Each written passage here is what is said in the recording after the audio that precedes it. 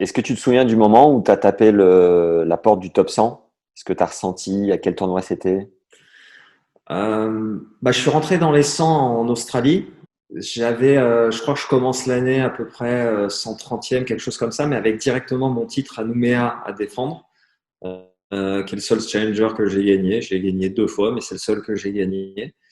Et finalement, je défends mon titre. Donc, je reste dans ces eaux-là et j'arrive à amener sur la forme derrière. Je me qualifie en Australie et je fais qualifier 3e tour en Australie. Donc, c'est à ce moment-là que je rentre dans les 100 je pense que c'est sur la victoire face à Berdych que je dois rentrer dans les 100. Et tu te souviens ce que tu as ressenti? Bah, pas grand-chose en fait. Cette histoire de rentrer dans les 100, c'est un truc qui m'énerve encore aujourd'hui. Donc, il m'a jamais vraiment. Je trouve que c'est une espèce de. Bah, c'est un truc dont voilà, ça fait partie des trucs qu'on nous a mis en tête. Et à un moment, en fait, tu commences à jouer au tennis pour rentrer dans les 100. Et ça n'a aucun sens. Mais aucun. Mais on te dit, c'est une limite. On sait pas pourquoi. C'est ça. Après, une fois que tu es dans les 100, tu dis, bon, bah, c'est quoi maintenant 50? Puis 50, c'est quoi? C'est 30. Puis après, c'est 10. Enfin, mais tu vois, il y a un gros truc il va rentrer dans les 100. À chaque fois qu'un joueur qui rentre dans les 100, on lui dit, ah, ça y est, t'es rentré dans les 100. Et je veux dire, il serait rentré dans les 110 ou dans les 90. Enfin, dans l'absolu, enfin, ça Pareil. change pas grand chose, quoi. Il y a rien qui se passe 100 qui fait que, waouh, ça y est, je suis dans les 100. Donc, j'avais pas ce truc-là, mais ce symbole-là, il est devenu très fort et beaucoup trop fort à mon avis, et ça en est même devenu presque un objectif. Un gamin, il veut être numéro 1 mondial, il veut gagner un grand chelem quand il a 8 ans, 10 ans, 12 ans. Tu vas parler à un enfant, tu lui dis, tu veux rentrer dans les 100, il me dit, dans les 100 de quoi? Je me fiche, je veux gagner un tournoi. Mais t'en as plein à 16 ans, leur objectif, c'est de rentrer dans les 100. Parce qu'on leur a expliqué que s'ils rentraient dans les 100, ils avaient réussi leur carrière, qu'ils allaient vivre du tennis, etc.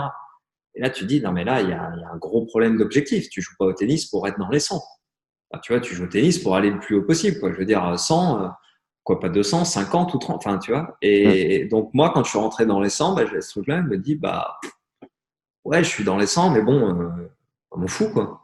On m'en fout Donc, complètement. donc, si tu devais changer le discours, tu remplacerais par Ah, mais vise de gagner un grand chelem mais vise que ça. Le but, quand tu joues au tennis, c'est de gagner le plus grand tournoi possible. Tu seras certainement pas capable. Oui, tout le monde peut pas gagner un grand chelem, mais c'est pas un problème. Mais de l'avoir en objectif, ça fera de mal à personne.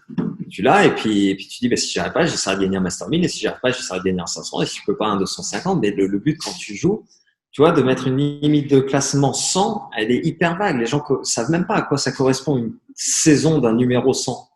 Tu vois, tu leur dis, bah, okay, pourquoi 100? Qu'est-ce qui fait un numéro 100 dans la saison? C'est quoi ses résultats? T'en as aucune idée.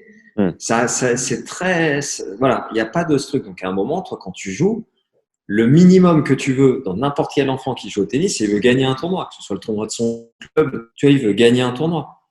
Donc, tu veux gagner des tournois. Le plus gros possible. Ça devrait être ça ton objectif. Tu disais qu'il y avait rien de palpable à 100. Alors ça fait un peu matérialiste, mais tu as une retraite, je crois, après un certain nombre de temps passé dans les 100, c'est ça? Alloué par l'ATP. C'est après un certain nombre de tournois à jouer quand tu rentres dans un certain nombre de tableaux dans la saison.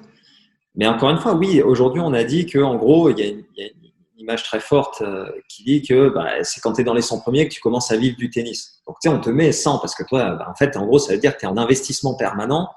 Mais je te rassure, même quand tu es 80, tu es encore en train d'investir. Hein, parce que l'argent que tu gagnes, tu es obligé de le prendre pour un kiné, pour un machin, pour un entraîneur physique, etc. Donc, on est quand même le sport où on doit investir quasiment le plus. Hmm. Mais tu te dis, bon, bah, 100, dans l'idée générale, c'est ça y est, 100, j'ai réussi ma vie.